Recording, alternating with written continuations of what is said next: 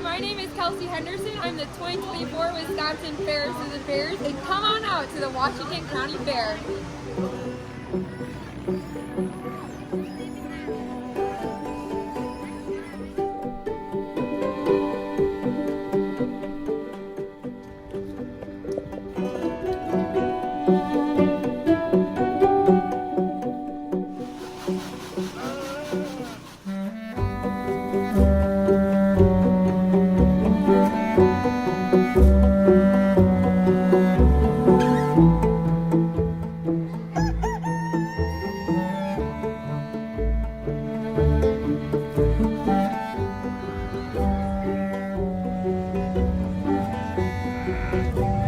Good job, guys. Thank you very much for coming out.